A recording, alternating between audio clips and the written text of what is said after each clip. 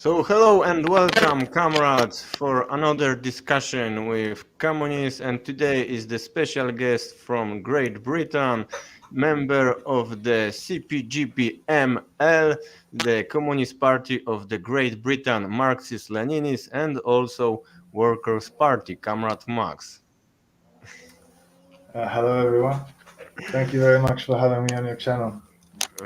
Yes, so it is a second conversation with Comrade Max. You can find one conversation which was made by Comrade Gabriel a few months ago, but the conversation with communists is never enough. So we can continue. And firstly, I would like to ask you about the evolution or your two parties, because I think that we have many things in common. The Polish Communist from Polish Workers' Party and the Workers' Party in Britain, because we started from the internet propaganda, and in this seat internet, in the YouTube channel, we spoke a lot of about communism, and it is good to make a big audience, but most of this audience, it is anti-communist who only came to our channel to insult us. And after to build the party, we decided that in Poland it is not good idea to use the word communism, and we decided to change for the tactic reason. We named our party Polish Workers' Party. Do you think that what is the situation in Great Britain, and why your party is Workers' Party now? It is the same reason or something else? It's a very, I would say it's the same reason. I'm living in Poland now, and from what I see, maybe for historical reasons, the anti-communist propaganda is a bit is a bit worse here. People's perception of communism, of the hammer and sickle, and what it means is worse, I think, in Poland. Um, but in Britain, it's already, it's bad enough, and that is explained by the history of communism, the legacy of that word, and the Soviet flag and the hammer and sickle, all the symbols that have been used historically. They terrify the ruling class um, of our countries, Britain and Poland. So the working classes have been educated for a long time. From when we're kids, we're taught in school the history. We're taught that Stalin was just as bad as Hitler, and Mao was even worse than the previous two. And they used to eat babies for breakfast, and I don't know, maybe old people for dinner, and they killed countless billion gazillion people. The numbers get higher every year, and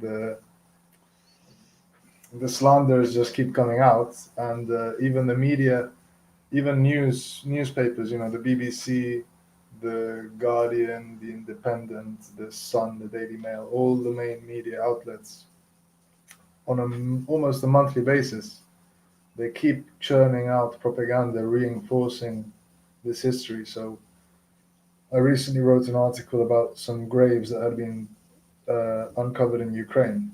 And these are mass graves. We don't know who the bodies are, or what happened there. I would guess it had to do with World War II. It was around that time, and it was possibly something to do with the fascists. They could be they could be it could be anyone. We don't know, but yet the whole article is about Stalin's Great Terror. And then they use that propaganda to attack Russia today, which is completely unrelated. And these are newspapers. They're supposed to be talking about news and what's going on in the world today, but in Britain at least, they are constantly going back to history to remind the working class about how horrible it is if the working class ever takes power. Look at the disaster that happens if the workers dare to take power. You know, it will be tragic, and billions of people will die, and it will be the end of the world. So don't even think about it. You know, and this is a contradiction, because at the same time, workers, through their daily lives and their work and their experience, through the experience, teaches workers that actually there are classes, and that they and their bosses want opposite things, um, and that they're being exploited and screwed. Um, so it's funny, there's a pressure with all these lies to keep the working class uneducated about communism and not understanding what is actually in their interests.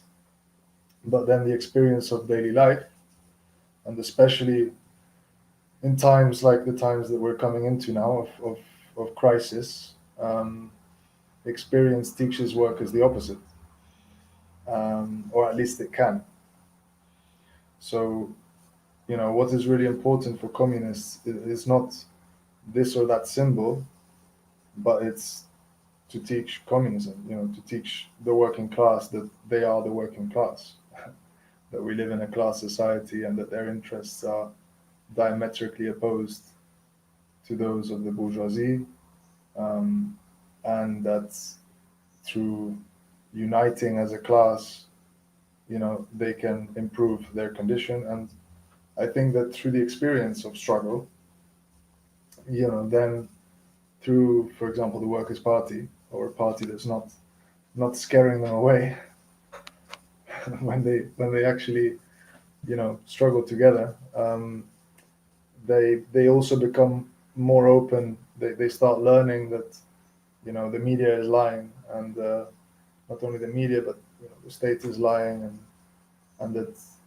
how far do the lies go, right? And the consciousness can keep growing.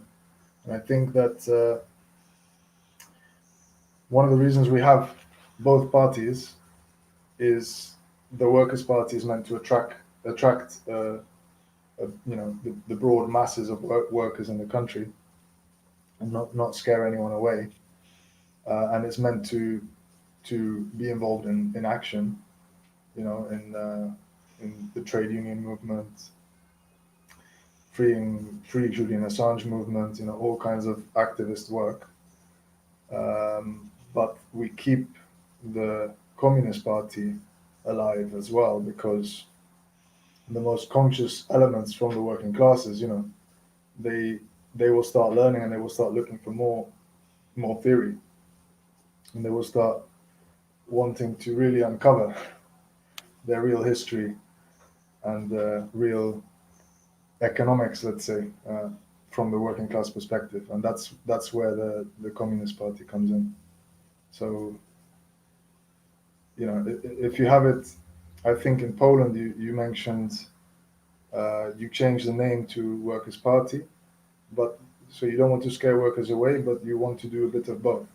So you want broad broad amount of people to be able to come into your party, and then you want to not scare them away, but at the same time offer um, an education, like further education, let's say. Maybe you can tell me about that. 'Cause- The name of the Polish Workers' Party, it is the name which was created by the comrade Stalin. So we continue the legacy of Stalin, because it was in the situation that the Communist Party of Poland was dissolved in the 1938 by the Communist International, because of a lot of provocation in this party. And because they didn't know how to manage this problem, they decided to dissolve this party. But of course, the idea in the Communist International was rebuild the communist movement in Poland. And in the time of the occupation, they decided that now we have new people, new cadre of the Polish communists. We can try to rebuild the party, but it is Comrade Stalin who decided that it's better for the Polish people not use the word communism. So this name which we choose, it is not that we choose this name. It is that one time this strategy already makes success, because this party was created and very quickly became massive party, and also take power and build socialism in Poland. But I have to say that before I started my YouTube propaganda, I started 4.5 years ago. It is in 2017. One of the reasons because I started this, it is a channel, the Proletarian TV, your channel of the CPGB-ML party, and especially the videos produced by the Stalin Society. Stalin Society, for me, it was something impossible to thinking. That I thought that there are only people who respect Stalin. They lived in Russia, maybe in other country of the ex Soviet bloc. But to see people in the Western countries who make all this job to speak truth about Stalin, for me it was something which impressed me a lot. And also I learned a lot, because I didn't knew all this history. For example, because I remember the lecture of the comrade Ranjit Brar. I hope that I pronounce correctly about the Ranjit, yeah. Ranjit, about Paul Robson, the singer, the Afro-American singer from USA, who came to the Soviet Union after he was in the McCarthy Commission. And in face of the Joseph McCarthy, he said that Soviet Union is better than USA. And it's something very very powerful for me. So it is good job, this Stalin Society. But my question for you is, do you think that in Poland, if we create something the same, it will work, or the Polish anti-communists will kill us very quickly? I'm afraid that at the moment it might be the latter.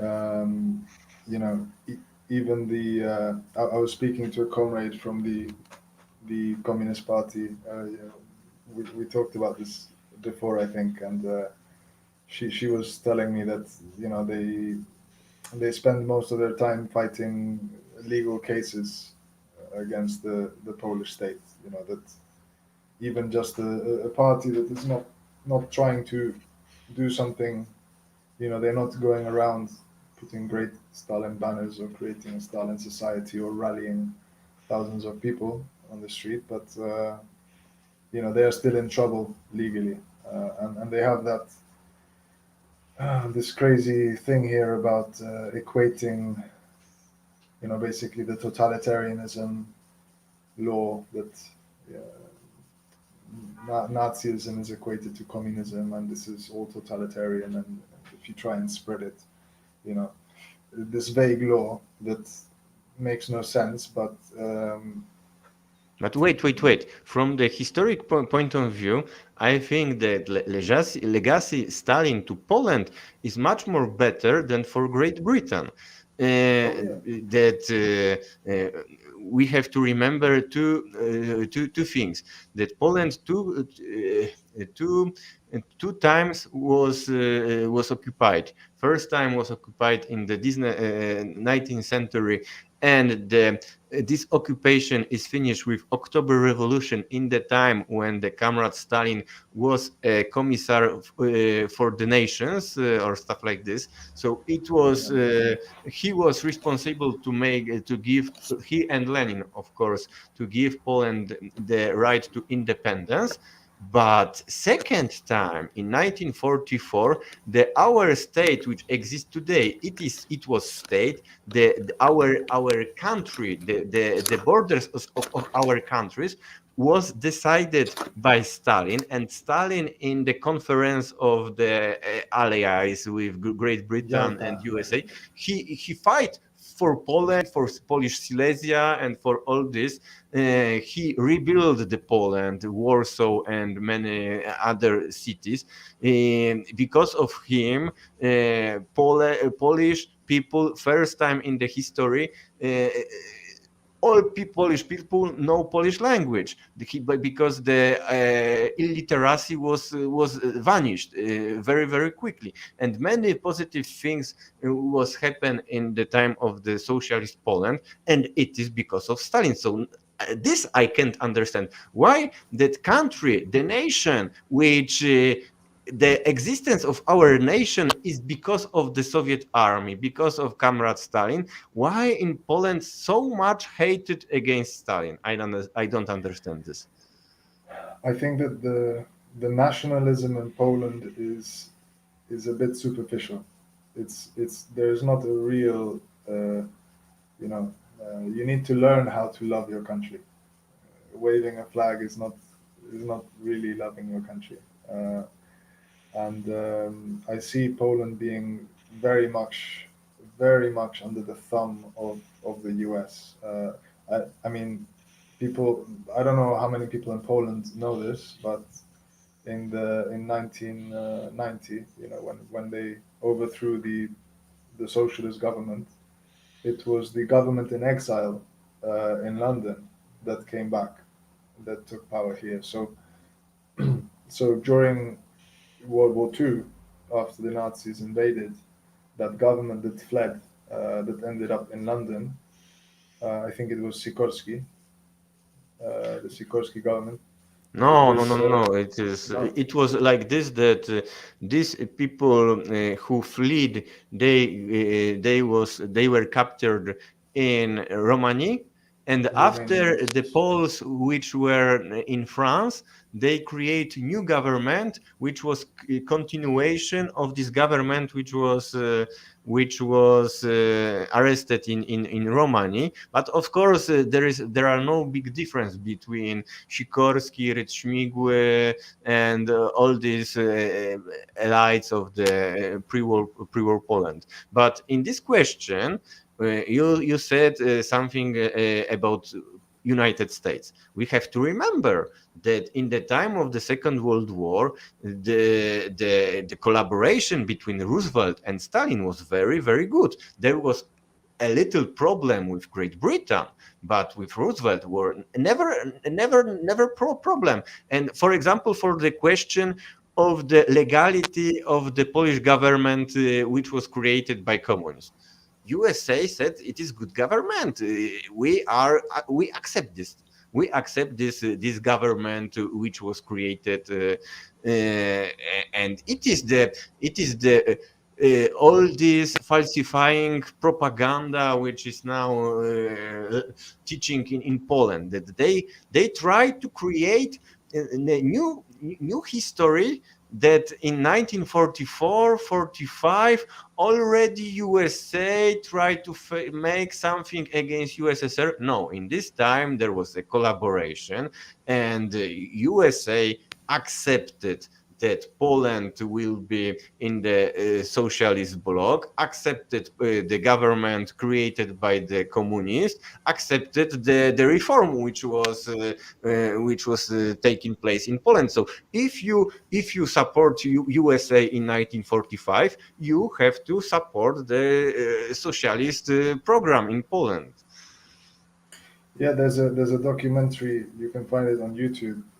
It's from the American State Department in 1943, and it's about how bravely the Russians are fighting, and it's American propaganda to paint Stalin and the Soviet Union as being allies and fighting a noble fight, and to encourage America to join the war against the Nazis. And this is 1943. But I guess that in 1945, though, I disagree a little bit with, because it's complicated. I mean, they part of the reason why they went, they actually opened the Western Front, was because they saw that Germany was going to lose already. Um, they did not want communism to spread and take the whole of Germany. So part of the reason why the USA and Britain came in and occupied West Germany.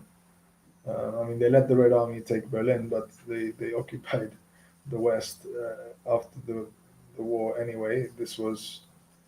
Um, this was to stop the spread of communism. And what they did immediately, and the USA was complicit as well, even from 1946, they already were looking through the Nazi archives to compile all the material that would be useful to slander the Soviet Union. And this is actually where the Molotov-Ribbentrop slander began.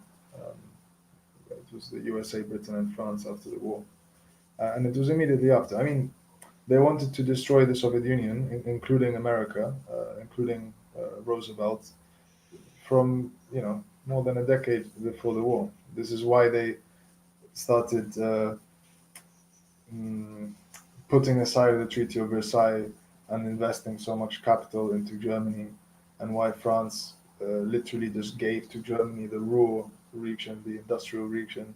They did everything, the Allies did everything to prepare Germany for war, and then there's the whole policy of appeasement. Um, so the whole thing was a very, very long term, carefully, carefully planned. But of course, they were creating a monster. A bit like, I guess you can compare it to what happens now in the Middle East. When they are funding, ISIS to attack Syria, things like this. They create ideological monsters which are difficult to control, but of course they are far away, and they hope that they will just stay, and be a problem for the enemy.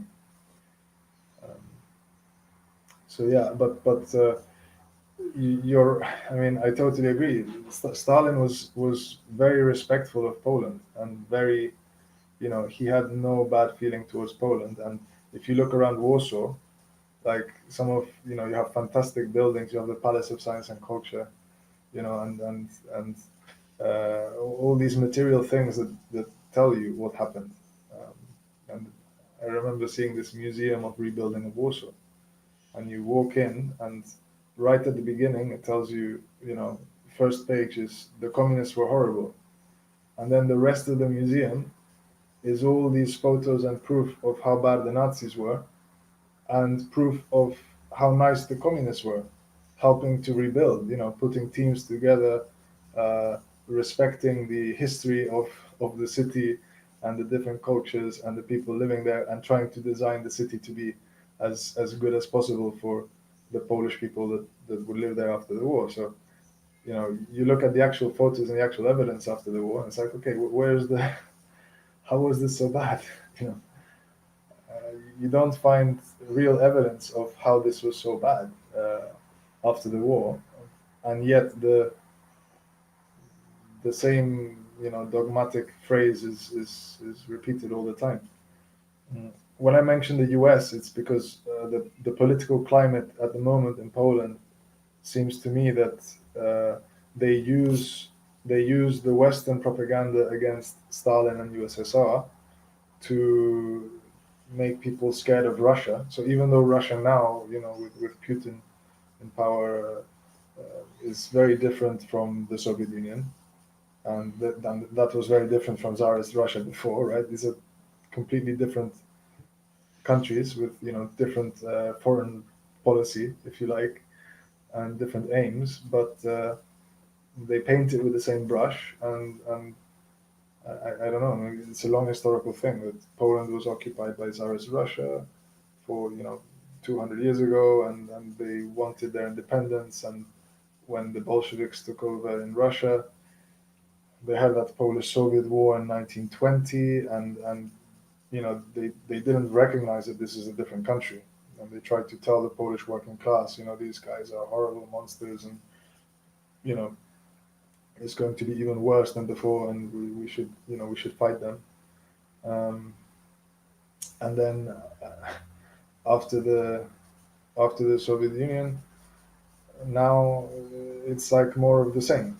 They're incredibly hostile to Russia, and I ask some Polish people, why do you want to be, why are there U.S. flags? Why do I see so many U.S. flags in Poland? Why this admiration of the USA? What has the USA actually done for Poland? It's not even in the same continent. Like, what does this have to do with Poland? And why do you have American bases here? And why when I went to the city on some celebration day, there was U.S. tanks and troops in the middle of Warsaw. What's going on? If I didn't know better, this would look like an occupation. Why It why is an is everyone? occupation. I know. I'm playing innocent here. If I didn't know better, I would say this is an occupation, right? And obviously, I would call it an occupation. But people here seem perfectly fine with this. And if you press them why, why do you want to be occupied by these people? They say, well, they're not occupying us; they are protecting us from Russia. They are the saviors. They have come here and brought their fantastic Western democratic values, and they're protecting us from evil Russia. Right? This is what they say, um, and this is what so many people believe here. And because of this climate, this is, you know, it's a. I don't really. I can't say. I've only been here for a few months, right? But to operate politically in a climate like this, when you are, on the border with Russia pretty much, and you are so occupied by the U.S.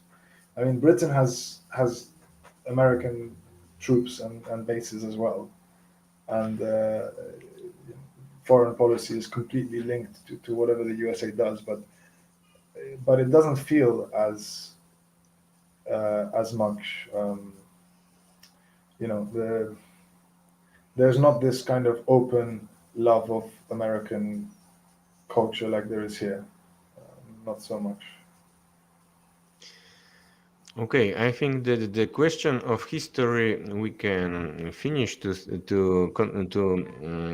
start other subject, but I want to say only one thing, that the Western propaganda, which is now like American propaganda, originally was, I am agree with you, it was Western propaganda, but it was propaganda produced in the Nazi Germany. And after Second World War, when the most of these Nazi people came to USA, they started to spread this anti-communist Nazi propaganda in USA. And after USA, all this, for example, situation with cutting, it is example that it was the propaganda created by Goebbels, but after repeated by the anti-communism in USA. But okay, I would like to ask you about the geopolitical situation, because this is the question which many communist parties, communist movements have different ideas. So I would like to know, what is your position towards, firstly, countries which I consider like socialist countries, DPRK, China, Vietnam, Cuba, Venezuela. Do you consider these countries like socialist countries, capitalist countries, state capitalist countries, degenerated worker state? I don't know. And also, what is your position if, for example, there will be war in NATO against Russia or NATO against Iran? Do you think that the best solution it is was a neutral, support imperialism, like for example a lot of Trotskyists, or other solution? Uh, I'll start by answering the second, if that's okay. So, and from there I'll work my way towards the first question. So, if there is a war between NATO and Russia, or NATO and Russia and China, and whoever is allied with them, I fully would support Russia and China in this war. I would be fully opposed to NATO. Um, and this is regardless. One of the things, well, the reason for this is that I think the main problem in the world is imperialism. It's a global predatory system whereby, for historical reasons, a certain group of countries um, dominates over the majority of other countries. Not all, but most of the other countries. And Russia and China and more countries, Iran, Syria, Venezuela, um, they are standing up to this predatory system. So the nations are starting to forge alliances between themselves, and they suffer sanctions and attacks from the imperialist countries, some economic for sure, sometimes even militarily, um, but they are nevertheless standing up to this, and they're starting to ask for and talk about a new world order. As the third world, as the countries which have been subjugated by imperialism for a long time are becoming developed economically, and China is doing a lot of help with this in Africa and South America. As they develop and start catching up with the imperialist countries, they also become stronger and more able to seek their sovereignty, their national sovereignty. And so there's this shift that I see going on where imperialism, the foundations of this global system, which is the main problem, is becoming shaky and looks like it might collapse, and we could see an era of war starting soon. Hopefully not, but it looks like it's coming. And in this division, it's almost like you have um, the imperialist system, which I would say is ultimately, I would not support it the way I would not support Nazi Germany or any form of fascism, right? Some violent answer to try and save capitalism. I would not support this ever. Um, on the other side, we have a big variety of countries.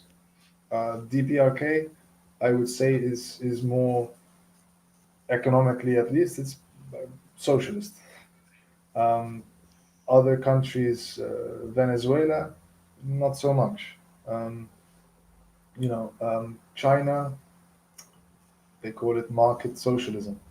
It's led by the Communist Party, but it has private education, private housing, a lot of private enterprise, and it does suffer economic crisis. It is not a planned economy anymore like under Mao.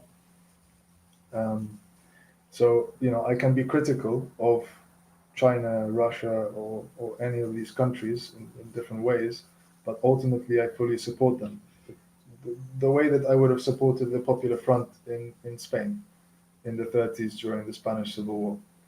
I would not have been like a trot or an anarchist in the Spanish Civil War and said, "Oh, the Popular Front government, we should not support it because there are some liberals in there, and these people, and I don't exactly agree with that. So you know, so we should have a revolution against the Republican government, at the same time as the fascists are trying to do the same."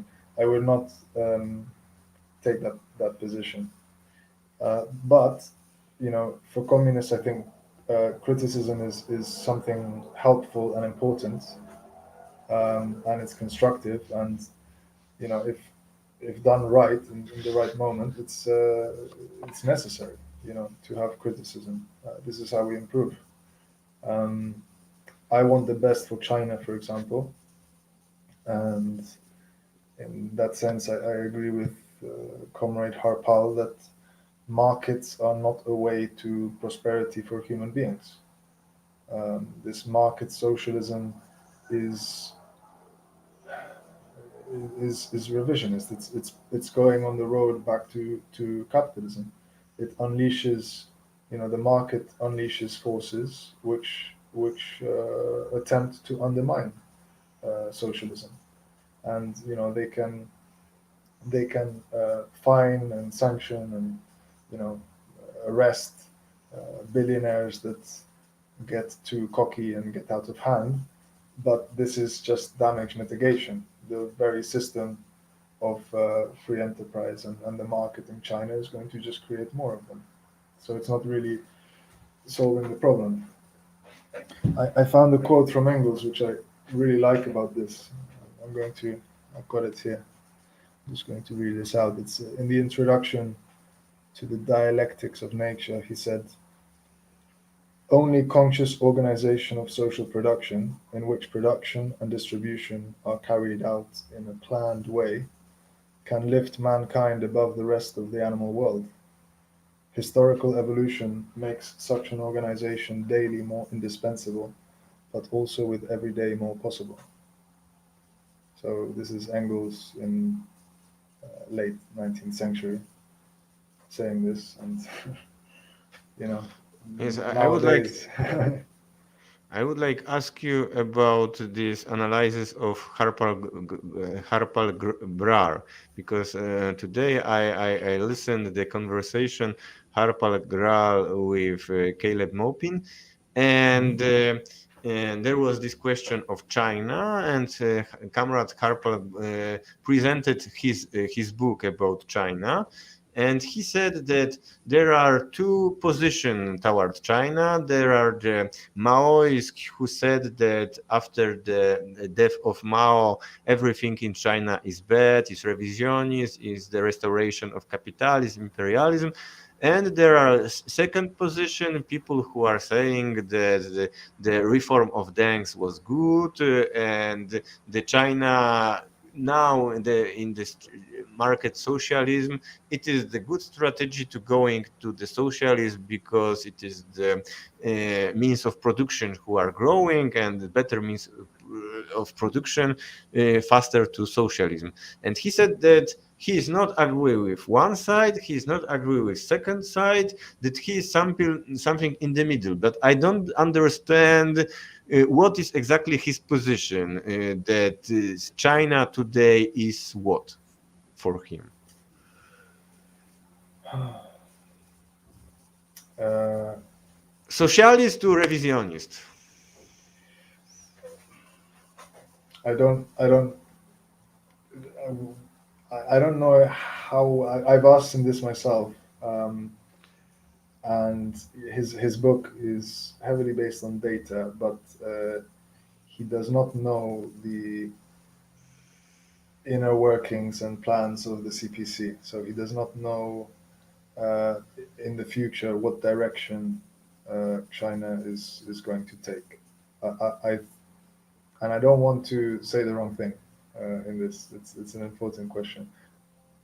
I would imagine um, that he would Dengism, or the reforms of Deng. For sure, this is revisionist.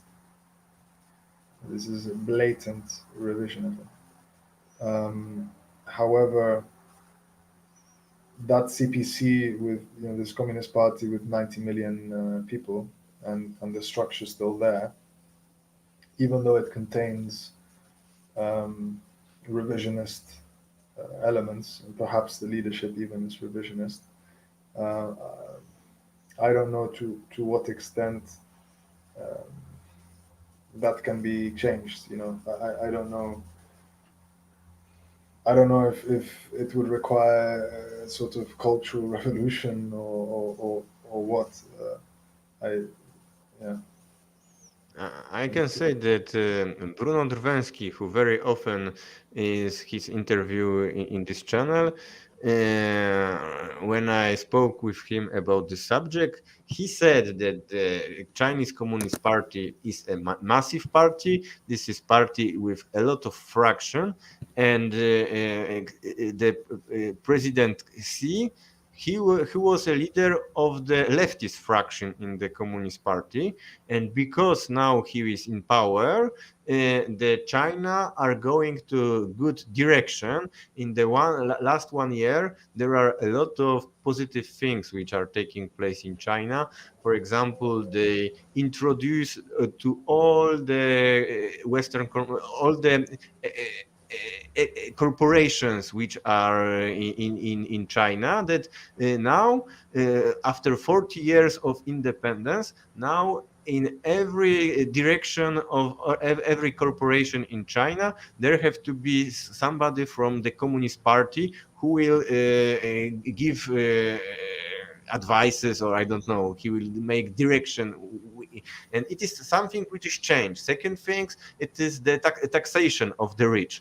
The taxation of the rich, also repressions against the rich. This rich person, this billionaire in China, for many years, they were totally without any problems like in Western countries. Now they started to arrest these millionaires. The and Bruno, he citated the French economic bourgeois press, which this French bourgeois press said that it's terrible now in China because the socialism is coming back in China. It is, and so he is optimist, and also I am optimist because of the example of the China, how China managed the epidemic, the COVID, the superiority of the Chinese way with the building hospitals in 10 days. They win this question with the Western countries, with USA, with Britain, with France, and so I am optimist. Absolutely. I am optimistic as well. I've heard about those changes, and I've also seen in the Western press how oppressive they are towards billionaires. Um, and I actually like that. I like to read this in the Western press because I think that one day the Western press are going to not really understand their audience much. The readers in New York are going to pick up the New York Times and see how they've imprisoned some Chinese billionaire, and the people are going to read this and think, wait, why can't my country do this? I want these guys in prison as well. But yeah, what I mentioned earlier. And also because some if you there are now the problem in the stock market in China. There are the problem with a very big company, construction company, and some people, they analyze the situation that it is failure of the Communist Party organizing the economy.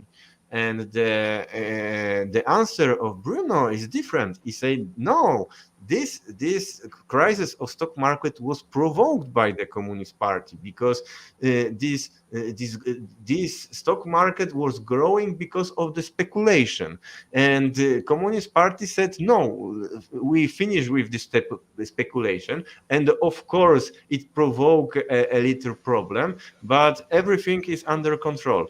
Now with us is comrade Rafał from the Polish Workers Party. So I hope that we this discussion, it will be not only the theoretical discussion, but maybe after we will speak also about how to build the collaboration in practice.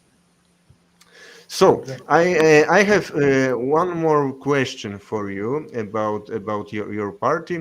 It's concerned the biggest party in Britain. Maybe not the biggest, but the biggest so-called leftist party, the Labour Party. few years ago, it was very there was very often they speak about Jeremy Corbyn in every. I think that every Western media which I watch, I read. There was a Trotskyist who said, "Now we support Corbyn, and because of Corbyn, we became a member of the Labour Party."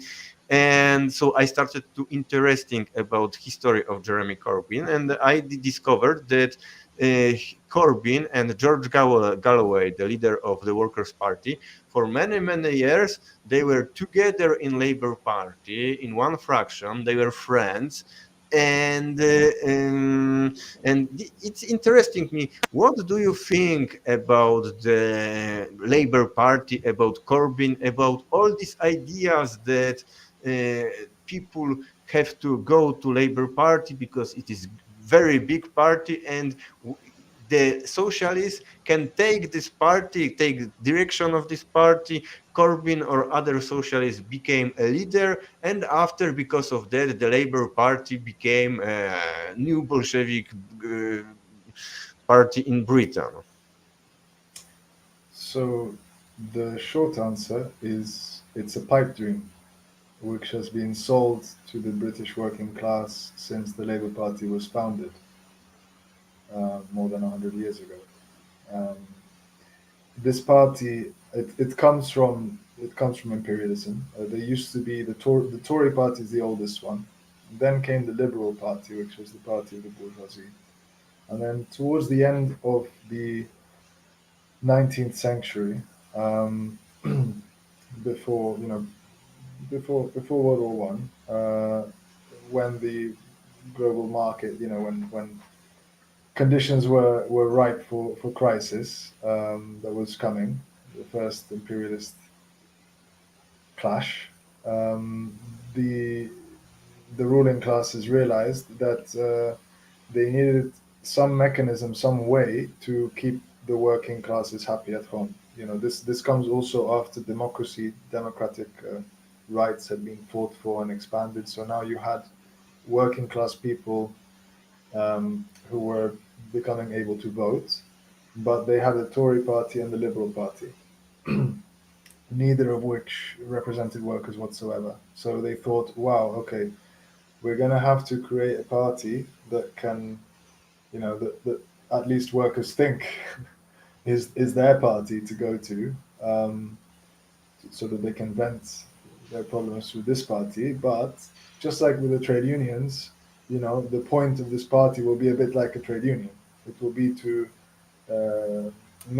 mediate between the working class and the ruling class, so that at the times when the working class is getting too angry, they can hear their problems, and then they can say to the bourgeoisie, "Hey guys, you got to give them a little bit more bread this month, yeah, to make them go back home."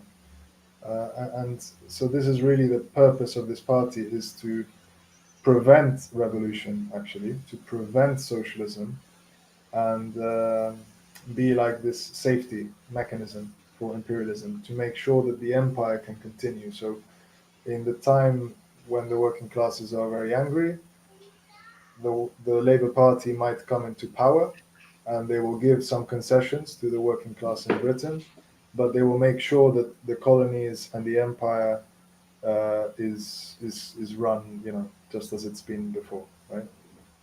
And so this is really the role that the Labour Party has played from the beginning, and the Okay, but education. Yeah. I will ask a question differently.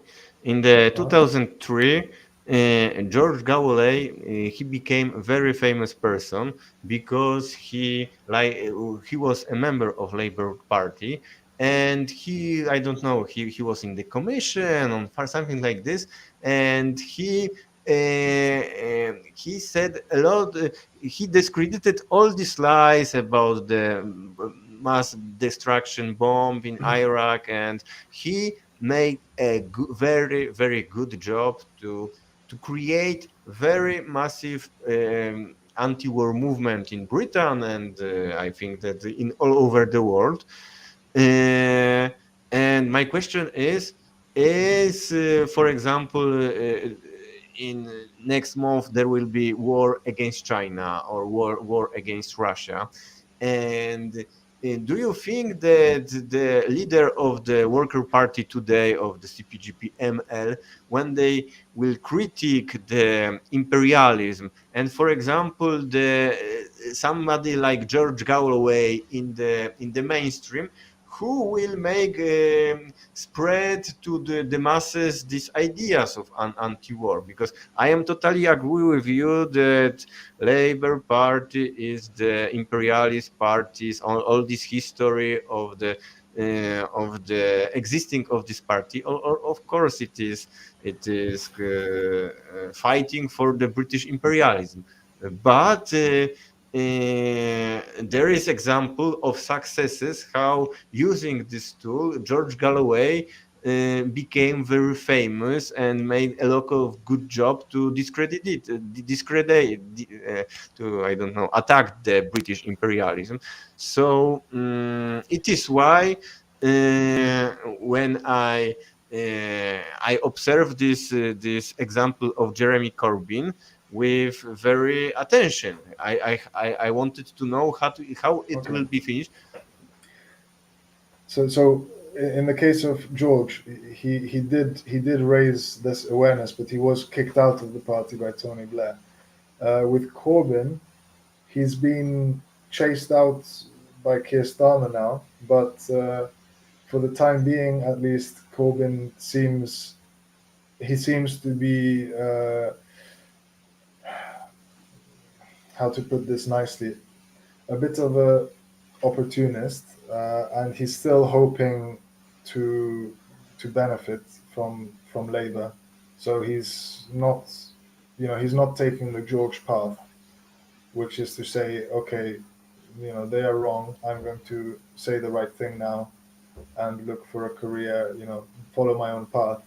I think Corbyn is still hoping that perhaps things will change in Labour, and they will realize that, oh no, the only way we're ever going to get any votes again is if we bring this guy back.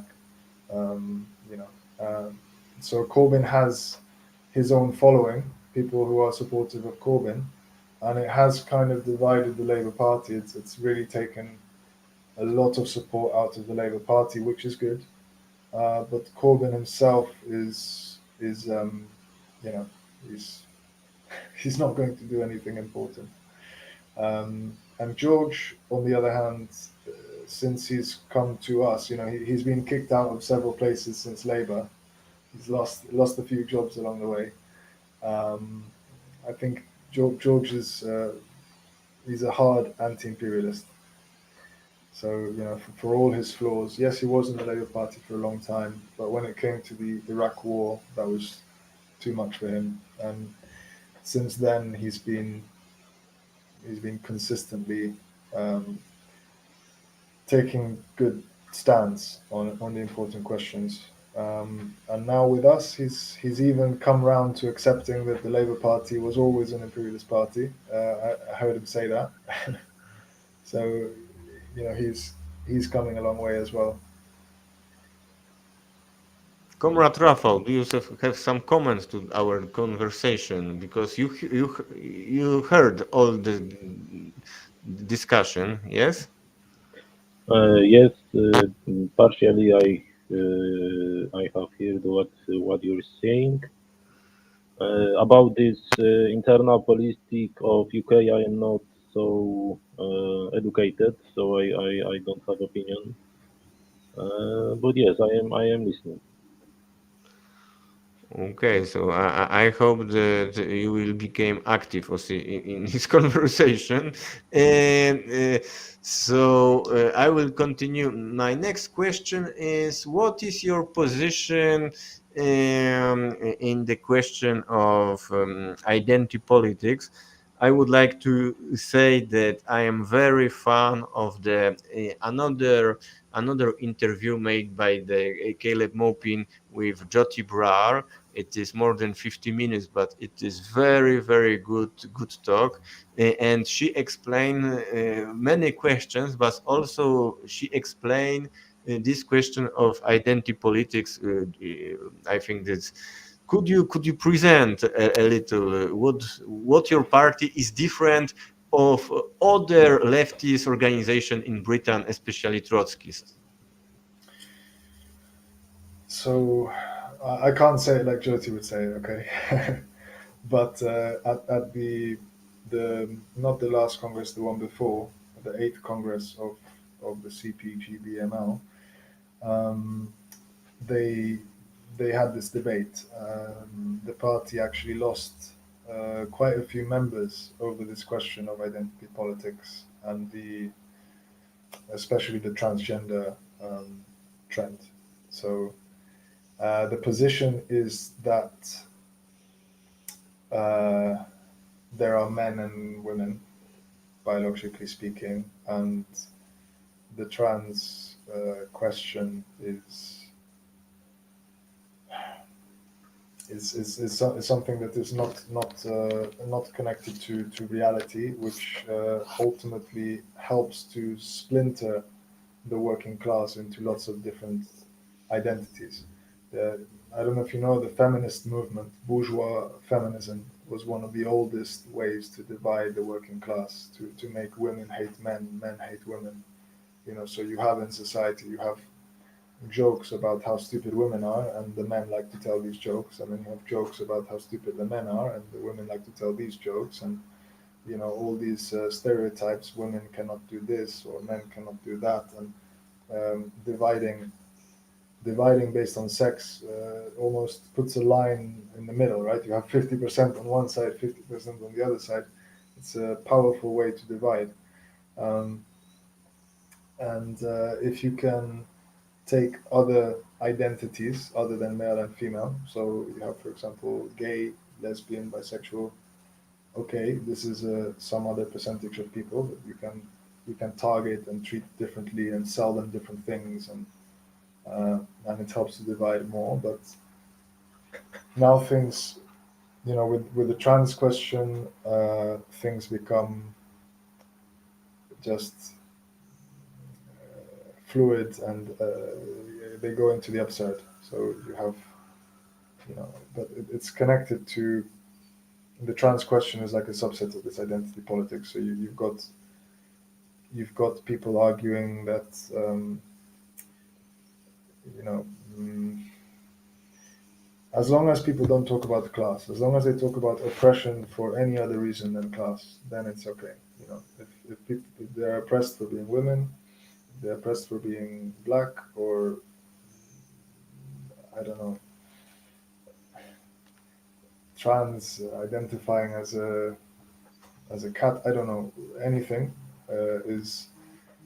is fine to talk about at an institutional level, even. So we've got in schools in UK now, you have Black History Month, you have LGBT month, and these are months where they decorate the school, they put on the walls, famous black people in history, and you have presentations by teachers to students about different aspects of black history. This is okay, but they're never going to put a class. They're never going to make a working class history month, right? We all know that the main oppression people suffer is because they are working class. Whether you are white, black, male, female, if you're working class, you are suffering. If you are rich, then it doesn't matter. If you're a rich capitalist, it doesn't matter if you are Jewish, black, female. Your life will be fine. Yeah. So I give the example of Barack Obama. People are saying, oh, but if you're working class and black, then it's worse for you than if you're working class and white. So you should talk about you should recognize basically that if you're working class and white, you are guilty, you are taking advantage of others. And this is a way You to have divide. white privilege. Yeah, exactly. Yeah, yes, white privilege. And, it's like, and you hear this from people who are supposedly on the left, who even call themselves Marxists. It's just, how is this Marxist to to go to the working class and say, hey, you are not as bad as him, so say sorry. Like, come on. And the people that usually spread these ideas are not, they're not the, they're not poor themselves. They tend to be, petty bourgeois, or more middle class, more affluent people that spread these ideas. Not surprisingly, like in London, I remember in the Black Lives Matter protest in London, you can see videos, and it's like 100 white people, maybe one black person. And I speak to black friends, and they say, yeah, it's become a bit, I don't know, embarrassing, a bit patronizing. They don't want to be seen with this. A lot of black people in London, at least. Um, and it's this general trend in all of identity politics that it's being used to divide the working class, and it's a matter of time, I think, before people start to recognize this, and start to see the pattern. Like, it's weird. Everywhere you look where this is happening, it's a bit strange. A former student of mine just told me today that in his university in Scotland, they have Fatty Tuesdays. So on Tuesdays, they are encouraged to go, and the men in the university, they should go find the fat girl and give her attention. Yeah? Yeah, can you imagine? Can you imagine? Yes, but I think that we can make in the equality the question of the black people and the identity politics.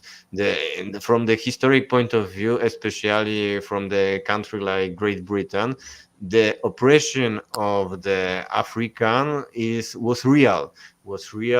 The people were killed, were changing to the slaves. They very hard work. The racism in the country like USA is real. When we try to look for the statistic of the police violence, the statistic in the prison, how many they are the minority from the black or the Latino, they are much more in the prison than in the USA. So it Of is course, of something course. real, and it is not identity that somebody is. It is real biologic thing that he is black, and yes, and Yes, and yes, the yes. No, I agree with this. It's a fact. You can look at the statistics in the USA. I would say, especially in the USA, you can look at the statistics and you can see, yes, there is discrimination against black people for sure. You look at the rates, and they get stopped by police more often, they get imprisoned more often.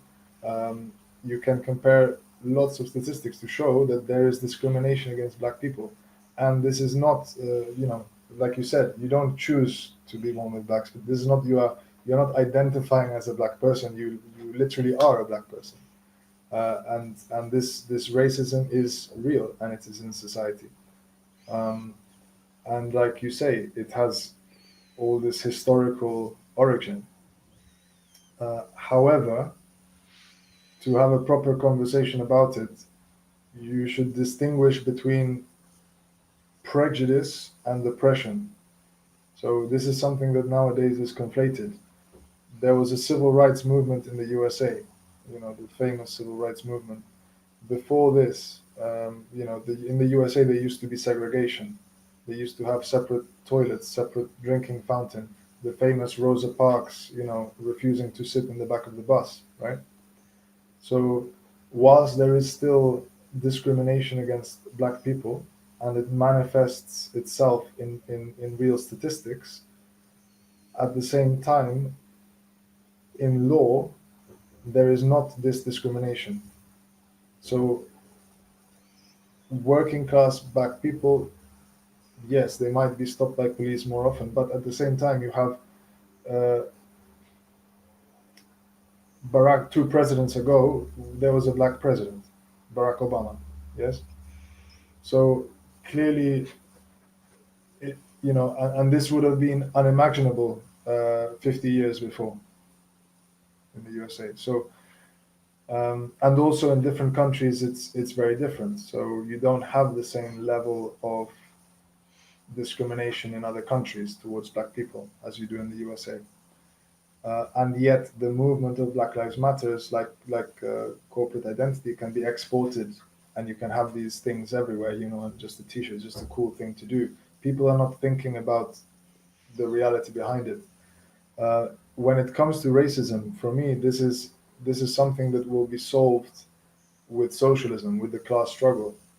Racism is useful to divide the working class, to divide society, and just like sexism and other isms, women have suffered historically as well, a huge amount, and still do. They still have unequal expectations, and you can look at statistics as well showing differences between men and women.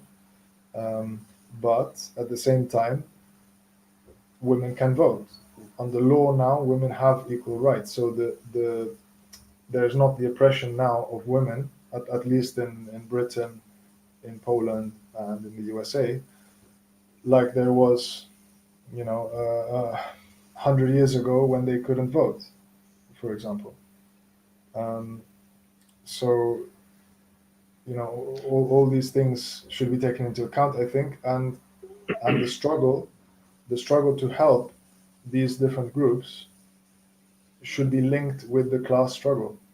That ultimately the working class does not want to discriminate between and divide men and women. The working class, when they take power, and you can see this historically as well, what was the most progressive country that I can think of? The Soviet Union. They gave women equal rights. They did not discriminate based on color of skin, and this was 100 years ago. You can see that film, The Circus, from 1934, I think. 46. 46, 36. Yes, my favorite film. 36. I think it could be mine too. I love this film. Широка страна моя родная. And this is a beautiful example, right, of how when the working class takes power, they do not have any interest in dividing themselves. So the way to end all of these prejudices is through the working class struggle.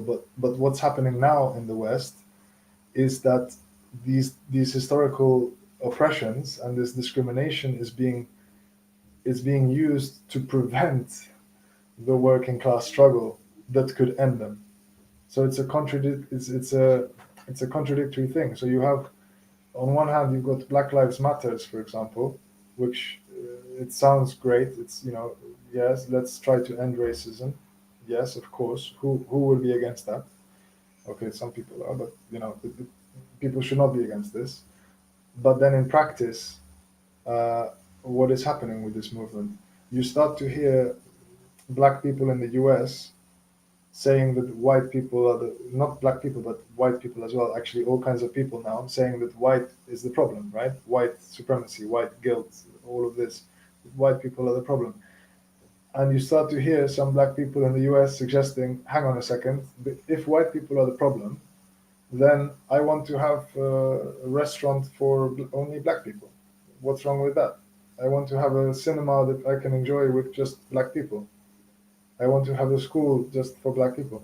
And so the idea of segregation, which is something that the civil rights movement was fighting to get rid of, is starting to come back. It's like they've gone to the opposite, and it can lead to the same problems now. And it just prevents the working class from coming together to end these things. And with the LGBT, I would distinguish the T. I call the T a separate thing than LGBT, because lesbian, gay, and bisexual, these are sexual preferences, who you are attracted to, and this has nothing to do with who you identify as, right? What gender you think you are. So the trans question is, to me, just completely different from the from the question of sexual preference, um, and it's something learned, I think, because at least when I was growing up, there was I never heard about this. No one talked about this. Every boy that was born a boy just accepted he was a boy, and every girl was born a girl accepted she was a girl, basically. And if there's no operation that you can have to change your genitals, which is on offer and being advertised to you, and if there's no bloggers and YouTubers and influencers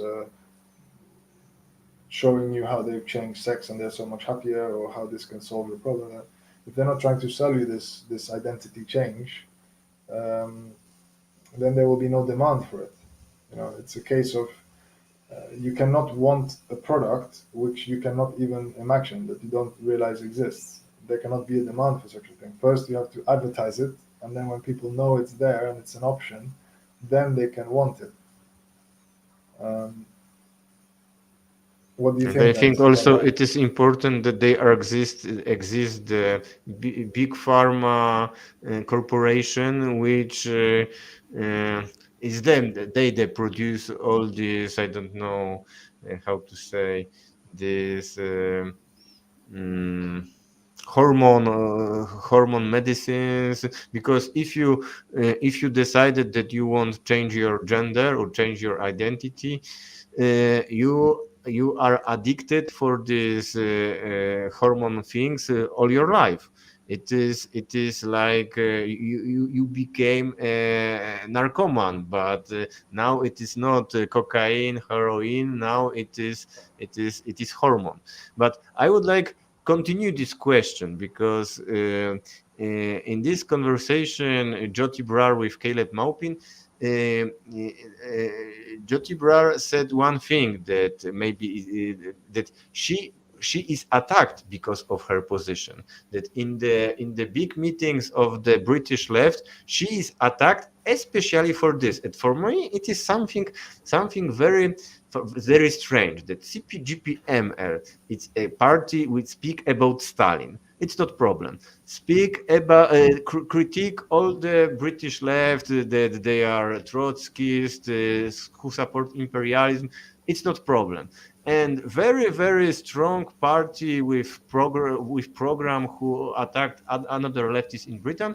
It's not problem. But the problem is this question of the letter T. And because of that, now she is physically attacked. And if she wants to speak in the public meeting, somebody said, she is transphobic person, get out with her, blah blah blah. What do you think about this evolution? That, because you said very important thing, it is something new. In 20 years ago, it didn't existed. It is something now very new, that everybody all the time speak about this. When we created our party, comrade Rafa, which is here, he was responsible for the writing the program of our party. The program is very long. There are a lot of subjects, but if we want discuss about our program, our politics, all the time the first question, what do you think about the LGBT question? What do you think about the LGBT question? No, this is the program of the transformation. We want socialism. No, what do you think about LGBT? It's only one thing now which we discuss in Poland. It's really dominating. Not just in your party. You hear it at the top of government. The Labour Party, after they lost, after Jeremy Corbyn lost the 2019 election, the Labour Party spent, I don't know how long, talking about whether to have transgender toilets. You know, it's happening, and not in this country. In Spain as well. I remember hearing. Uh, they're talking about this in Spain as well. The left, Podemos, they're even changing the language. This is annoying people. In the Spanish language and Polish as well, every word is has a gender attached, right? It's male word, female word, and you change the endings of the words, and they start to. It's normal that when you have a group of people, if it's mixed males and females, by default you use the male form in Spanish. And now they're starting to change that and deliberately use the female form in this case, just to make that little statement, just to make the point. Aha, our language is wrong. Why are we using the male form in this case? It doesn't have to be like this. And to normal people, to working class people, it's irritating, because it's like, just leave me. you know, I don't want anything bad for women. Just leave me alone. This is the language that I've been speaking my whole life. you know, and they're doing the same in Britain. Changing words. It's happening, of course, at universities, at corporations, at institutional level. They're starting to make rules. Hey, when you write the email, you should not use this word or this word. Hey, you should put your personal pronouns. I'm going to, if it's okay, do you know the pharmacy Boots? Have you heard? It's a big pharmaceutical company in Britain. I'll just read you a recent statement from in their magazine. It says, a recent study revealed that trans and non-binary people were 50% less likely to try and end their own life when those around them used their correct pronouns. This is profoundly important. We can literally save someone's life by sharing our pronouns and asking others for theirs. Okay, so they don't give any source for that study, but you have a giant multinational corporation publishing in the magazine that if you use the correct pronouns for trans and non-binary people, they are 50% less likely to commit suicide. So that you should do this, otherwise you are murdering people. So the inversion of logic is incredible, right? Now, if I don't speak how the other person wants me to speak and I don't use the words that they want me to use, it's as if I am killing them, right? It's like I am being violent towards them. To push to suicide. Exactly. So it's a form now to not use the correct violence is the language is a form of violence. So you can see how this can give way to, for example, the hate speech law, right? Laws that say, if you, like in Scotland, the SNP was talking about this. If you don't use, if you're using the wrong pronoun towards someone, this is hate speech, and this is violence, and if you do it the third time, you go to prison, or whatever the law they want to put. But it gives reason for this kind of thing to happen. I don't want to invoke Orwell because I don't like Orwell, but it's Orwellian. People will understand that this kind of thing is becoming Orwellian.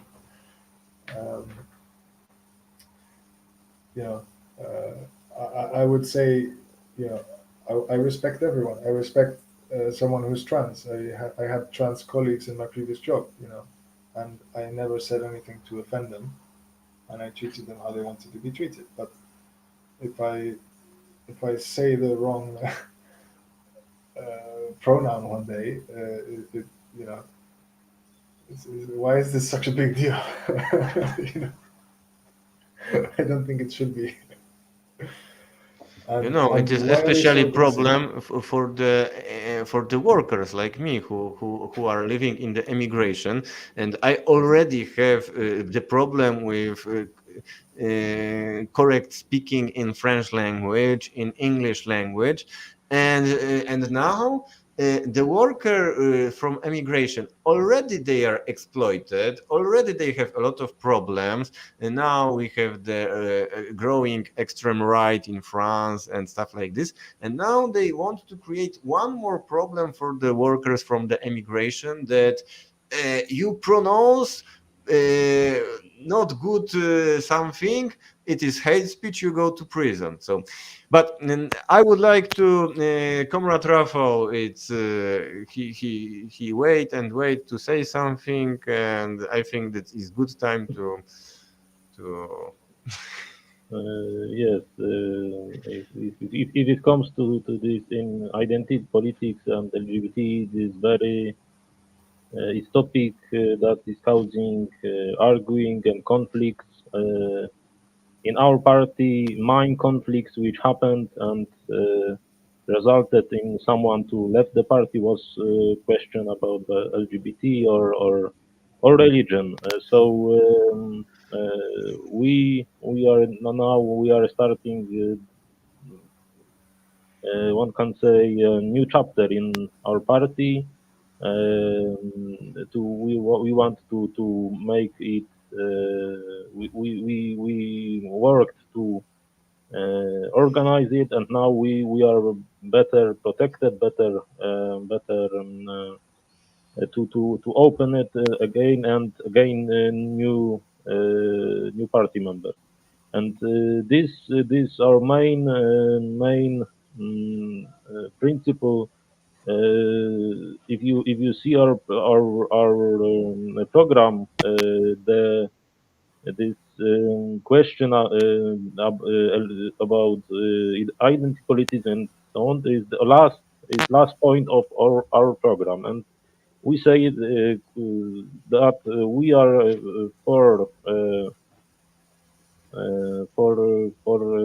that people are equal and women and sexuality and so on and so on, and that and we don't make every new identity new point that because people ask us, are you for rights for this group of people of something based in sexuality or so on. We say in our program we say this chapter about these things, and this is about we are for that people should be equal and should have rights. For example, in their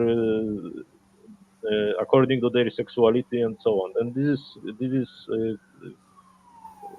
and that's what we said, and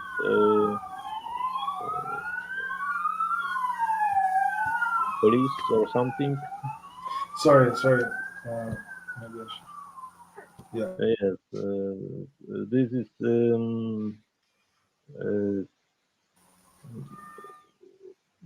in our party we have people which are LGBT, which are Christians, which are atheists, which are and so on.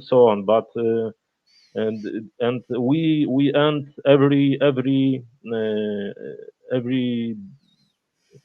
conflicts and arguing and so on, which is based in this kind of stuff. We don't want it in our party because the main topic is this economical class war and so on, and socialism and worker rights, and uh, we should if we want to arguing about that, how to make better life for workers. No, they will arguing for what to do better for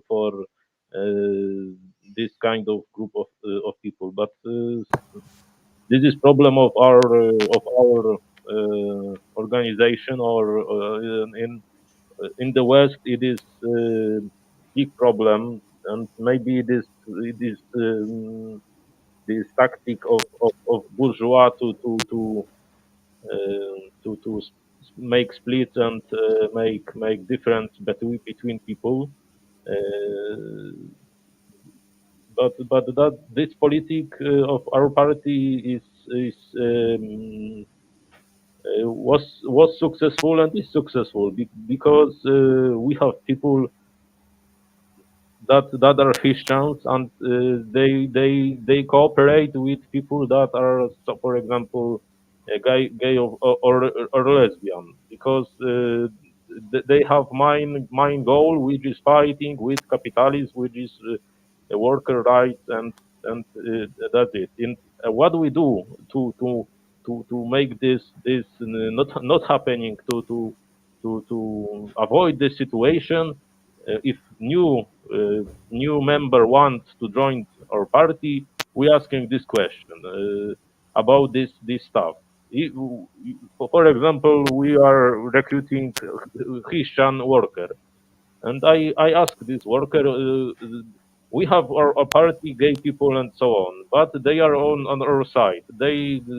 If it comes to these topics of ideology of LGBT and so on, this is we are not debating about this, and we are for equal rights and so on. And if you are this Christian, if it comes that you and or other party member which are not Christian or atheist or something, would you cooperate? If he says no, this is I don't cooperate. This is too much for me. I say that you are not in our party. You are not invited to our party. And if he says yes, I will cooperate, but I will of course. Uh, if it come to it, and if it will be I don't know, new debate on our program, and it will come to this chapter of religion, on freedom of religion, that he will debate. Okay, this is okay. You can debate, but after this, we are all in our organization, uh, and that's it. And we have debates. Some people from this side of LGBT has to make compromise with these religion people, because something was too much for workers which are based on this other maybe more conservative. But it was voting, and there was debate, was voting, and okay, was compromised. And I think this is our solution for now, and this is successful to ask people at start. You are joined to our party. Okay, but if it comes with a guy with a pink hair and so on, with what this LGBT subculture, and he say we should kill our Christians in Poland. Okay, because we don't want you in our party, because this is craziness. To make this statement, or the other side, maybe some workers will want to our party and say we should kill all LGBT people in Poland. No, you're not invited in our party, and that's our strategy. This kind of yeah, how to say it, of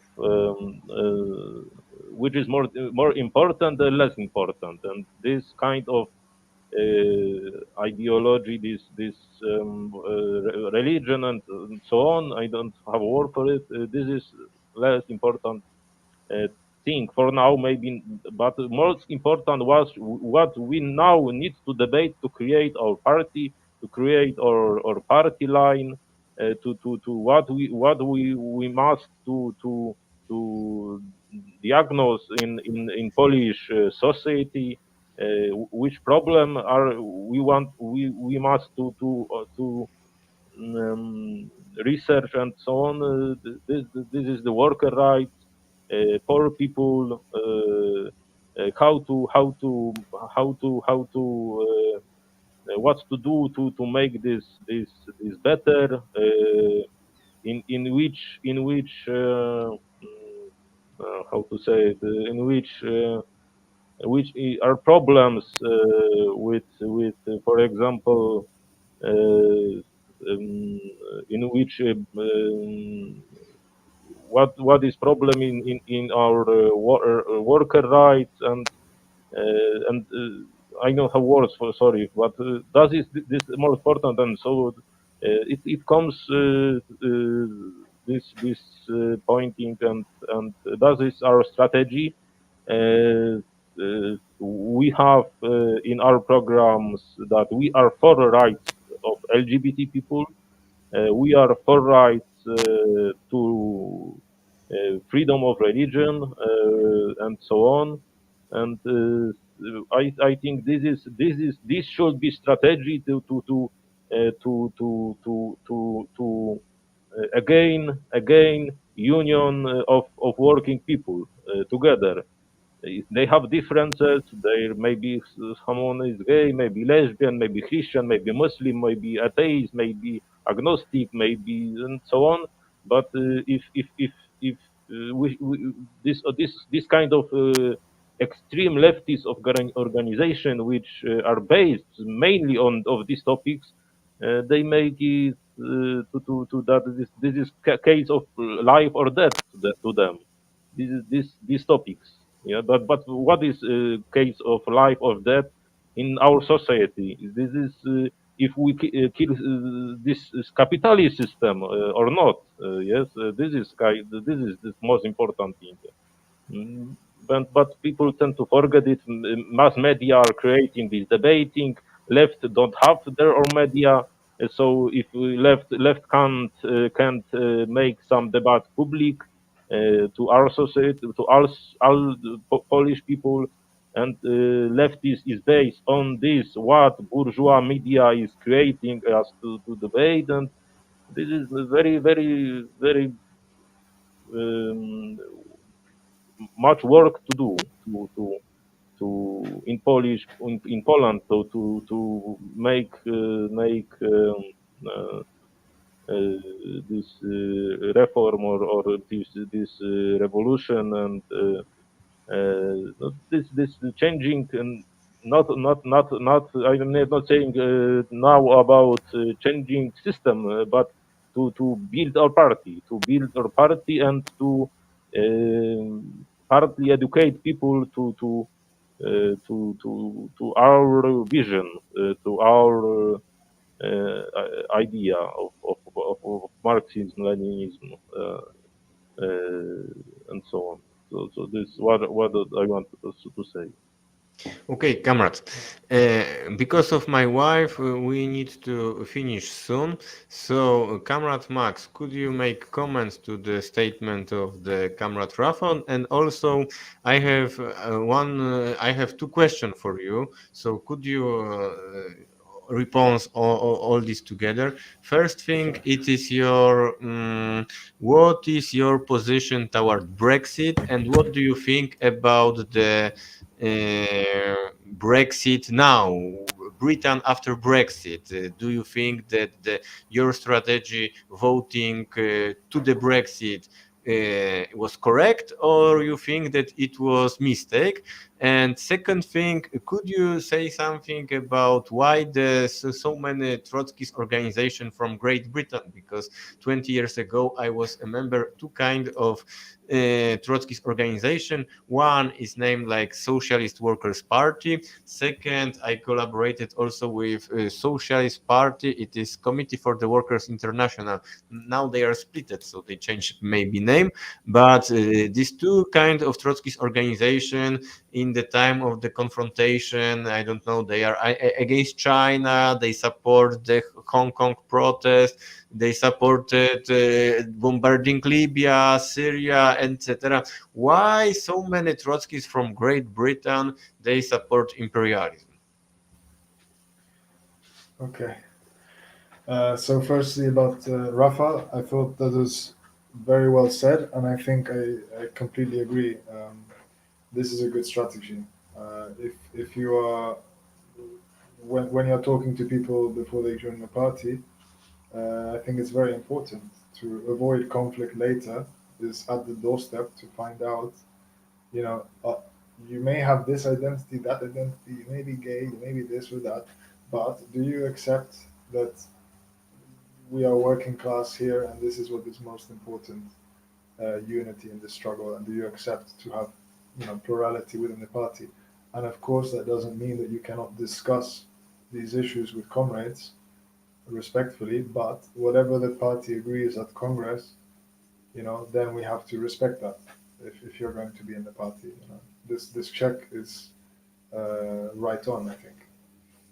So that's definitely good, and it's more important to grow in a stable way, to grow but be firm and solid and strong, than to grow faster but have internal weaknesses that you can then fragment. I think this is important. Um, then okay, Brexit. I think that I think Brexit was right. I think that it weakens imperialism and it's good for the working class. Um, the as you know, being Polish, lots of Poles used to go and work in UK. This is bad for Poland, and it's like a brain drain, right? And also for the working class in UK, if you increase the supply of labor, it pushes down wages. And now we have a situation where it's constantly on the news that they complain about, oh, we cannot get enough truck drivers, right? Lorry drivers to transport the oil. Oh, this is why there's shortage of oil, or we cannot get enough. We don't have East European workers to pick fruit. Yeah, so oh no, they're complaining about this. They're promising higher salaries, saying, "Oh, people from East Europe, please, please, we're giving you special visas to come here and do this job, and you will get so much money." And it's not true. It's not true. It turns out that they are offering 0 hours contracts, and if you don't meet the quota every day, they just push you away and take the next one in the queue because they have plenty of workers to do it. And the bourgeoisie hate the Brexit vote. It was clearly a class vote. If you follow the media in Britain and you see how much the bourgeoisie hates Brexit, it cannot be in their interests if they hate it this much. And they did everything they could to try and convince people against it. And there's a reason for that. And now they're kicking and screaming, and they're pressuring this Tory government to try to reverse Brexit. And they are stuck in a difficult, contradictory situation. This party won the election precisely because the Tory party even split over the question of Brexit. It caused the split in the Tory party, and the Remainers were pushed out, and only the ones who were willing to go through with the Brexit remained. And now the bourgeoisie is attacking them and hates them for this, and is doing everything they can to pressure them to start to undo it. And you know they might try to. It will be like a bit of kind of political suicide, because people have entrenched themselves in this Brexit position after seeing, after the referendum result, all the efforts of the bourgeoisie to try to stop it. Basically, people thought, okay, this is a fair referendum. We vote for Brexit. Okay, we won, fair and square. But then they see the constant efforts of the bourgeoisie to try and take this away from them, so they start to become even more, like, hang on, no, I want my Brexit. And they start demanding from the politicians, Jeremy Corbyn, okay, you're not going to give me Brexit, so I don't trust you anymore. So screw you. I'm voting Boris Johnson because he's saying get Brexit done, and I want my Brexit. And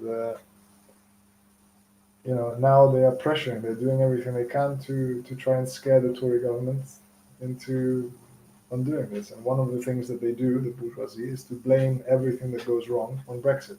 So we see this constantly. The shortage of truck drivers, they blame on Brexit. Boris Johnson was told the other day, basically, to shut up by an interviewer. An interviewer he was asked about the truck drivers, and Boris started to say that, you know, in Britain we have plenty of young people who can drive trucks. So why should there be a shortage of truck drivers? You know, maybe the conditions were not good enough and the salaries were not good enough. And this is why we don't have enough truck drivers. And the interviewer just said, "Stop talking."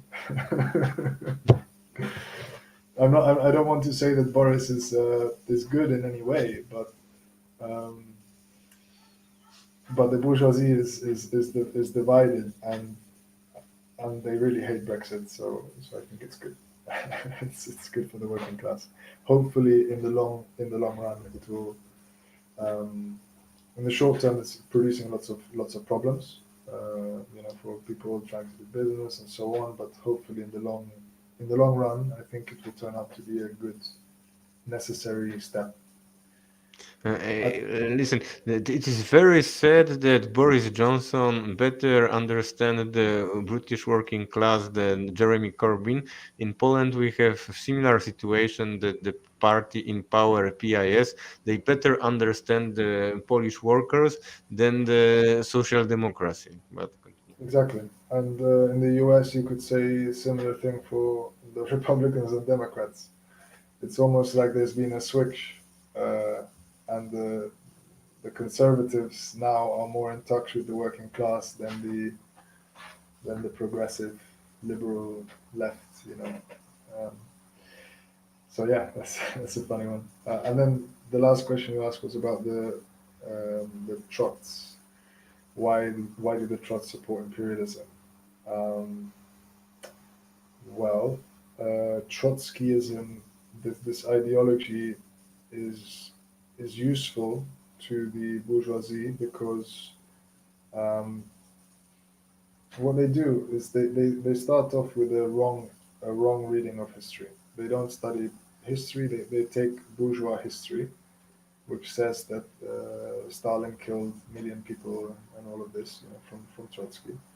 And because of this history interpretation, mm, they can denounce and they use the word Stalinist like an insult. So any place historically where the working class has taken control, they can denounce it as being Stalinist and authoritarian. So they are opposed to dictatorship of the proletariat. So they're on the one hand they're preaching, they're reading Marx and pretending to be Marxist and revolutionary, and you know, oh, we want a perfect revolution, and you know, only we know how to do it.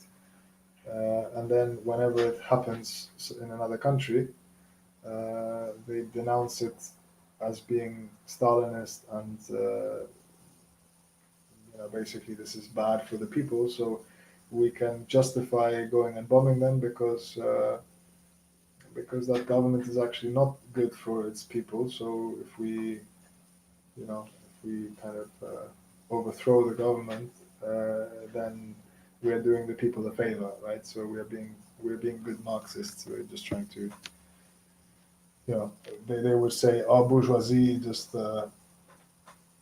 sometimes they do things right, and so in the case of bombing Libya, actually, you know, it's the right thing, or in the case of attacking Syria, or you know, or China, you know, that's good because you know China is a horrible, oppressive, authoritarian, Maoist, Stalinist regime, and we would do the Chinese people a favor. This is no, it their, is only always for protecting the workers and revolution. For example, of course. in the Libya, there was a case of the one petrol station taken by in Benghazi. There were, I don't know, some I forget a little this history, but there was Benghazi. It is one of the biggest city in Libya, and it was controlled by the rebellion. And when the Gaddafi tried to take back this city, they said, no, this is the worker now. It is the worker council in Benghazi. They control the oil industry. It is new 1917 year in Libya. It is the power of Soviets in Libya, and now we have to defend this Soviets in Libya. NATO came to Libya defend the workers. It was against dictator. Yeah. You always have to be careful with what the Trotskyists are supporting in another country, because it's probably, if they're supporting something that looks like a revolution somewhere, it's probably a color revolution. You know, it can be like the Kurdistan project or Hong Kong, like you said earlier. Um, in the Spanish Civil War, the Trotskyites were in Catalonia, in Barcelona, whilst the fighting was happening uh, against Franco's armies and Italian armies with the help of the Nazis. The Trotskyites were trying to overthrow, claiming revolutionary reasons. They were trying to overthrow this popular front, this what they called like a bourgeois slash Stalinist coalition government. Yes, So they they try actually to they try to make the same thing like Franco, because the Franco started to abolish the government, and anarchists with Trotsky also wanted to abolish the government. exactly So exactly. hand with They Franco. were they were they were collaborators, full on. The same thing he was trying to do. He was trying to, the August bloc and the whole story in the Soviet Union, you know, the death of Kirov and everything. He's an agent of imperialism, and the legacy of Trotsky is a tool of imperialism just the same. And yeah. Okay, thank you, comrades. I will finish the recording, but stay a little. We will speak without the witnesses.